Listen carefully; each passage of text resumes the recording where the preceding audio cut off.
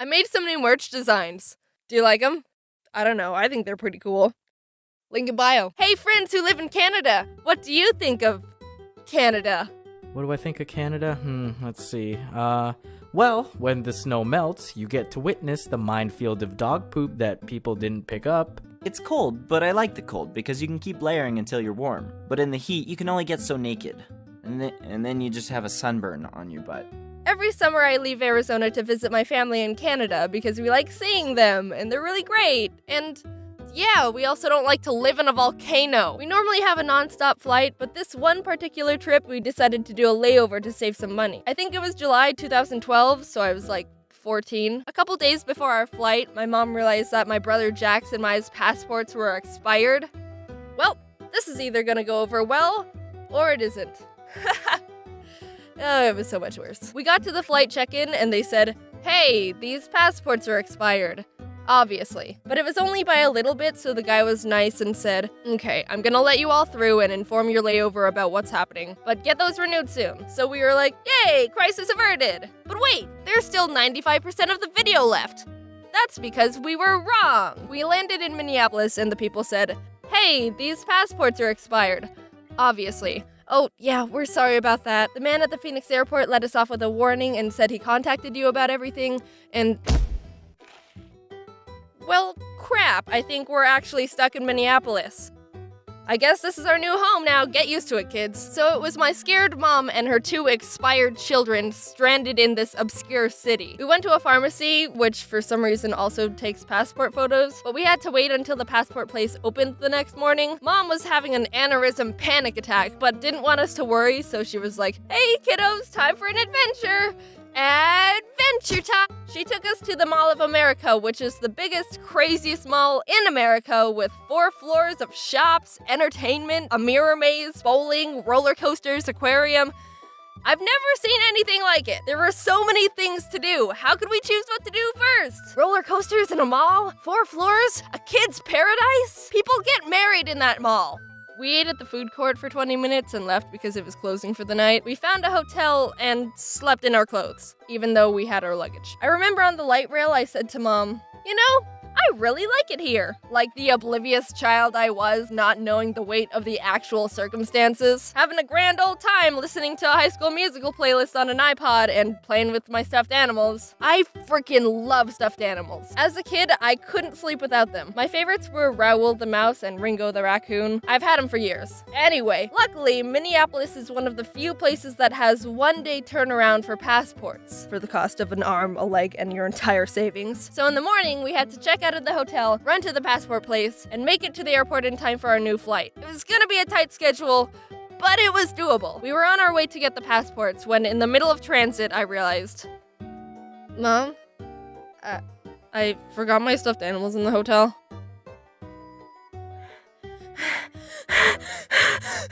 But no, it's all right. I don't need them. It's okay, really. It's not a big deal. I left Raoul and Ringo in the hotel, and Mom was already having a mental stress breakdown, and I was not at all wanting to contribute to any more of that. But Mom, being the kick-butt awesome parent she is, defeatedly pulled out her phone.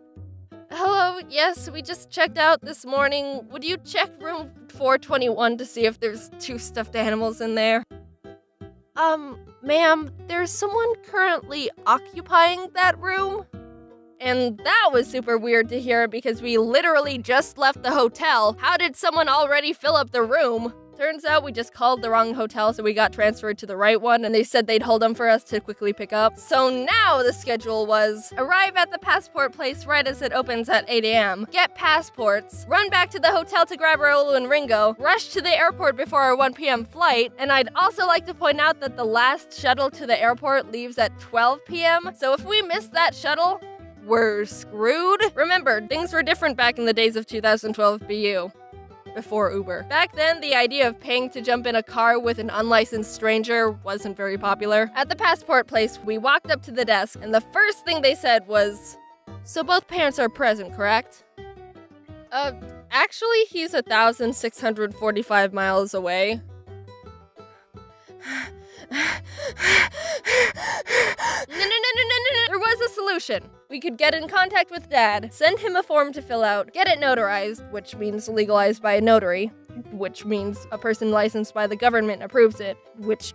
Okay, we don't have time for this. We have to prove the paper is legal, but there's a problem to that solution. It's 8 a.m. in Minneapolis, but 6 a.m. in Arizona, which means notarizing places aren't open. Now, my mom knows a lot of people, and one of her best friends is actually an accountant, which means she can get it notarized when she goes into work and get it sent back super quickly. Which, what are the odds of that? Mom, we should buy a lottery ticket if we actually get to Canada. So quick! Woke Dad, got the form filled, called the friend, did the thing, got the thing back, and somehow everything was accepted and we weren't expired children anymore. And off we were running down the city to get back to the hotel to grab Raoul and Ringo. Okay, I'm gonna insert a tiny story detail. We left our luggage at the hotel so we wouldn't have to be dragging it everywhere, which means we would have had to get back to the hotel anyway. But it's much more intense to think that grabbing the stuffed animals was an extra step we didn't have time for, so shh, we're gonna continue. We were sprinting to catch the light rail. Jax and I were running ahead, and for some reason Mom's knee started hurting and she started slowing down. Are you okay? And she was just like, go, I'll catch up, just get to the train, go without me! We made it. We sonicked into the hotel, grabbed Raoul and Ringo, and the luggage we were already coming back for, reached the shuttle before it left, and finally fell into the airport. Yay.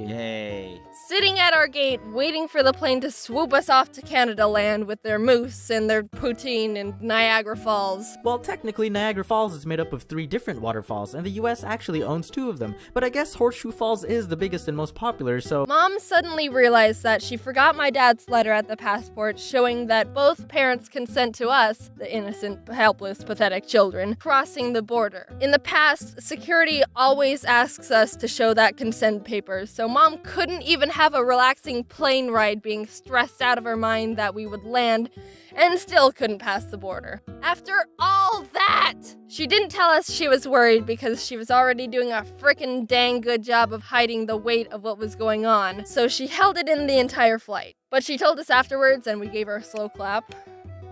She deserved more, but we were kids. That's all we had. We approached the security booth, gave them our shiny new passports. They looked at my mom, my brother, and me.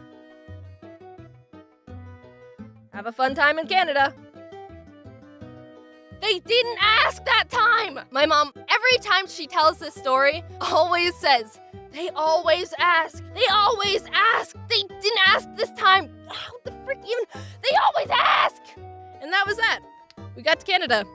That's it. Wow, that was a lot of effort to come here. Yeah, I mean, Canada's alright, but you guys have that Mall of America. Okay, yeah, sure, cool. But I mean, we have West Edmonton Mall, which has an indoor water park and a theme park. Wait, really? That exists? Well, I guess that automatically puts us on top then. We were always on top, Dom. We are America's hat.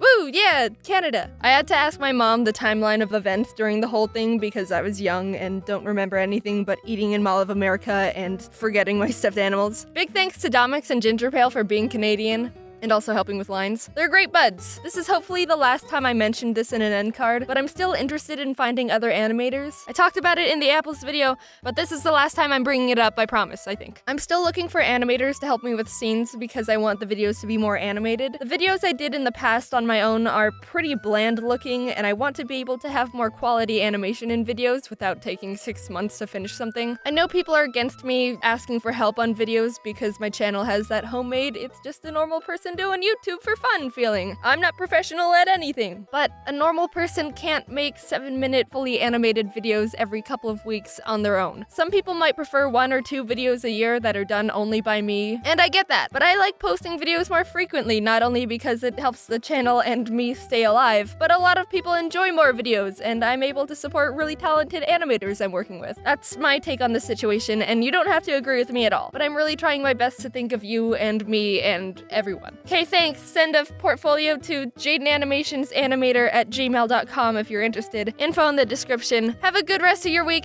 and here's Ginger Pale being Canadian. Moose maple syrup, a healthcare. Poutine,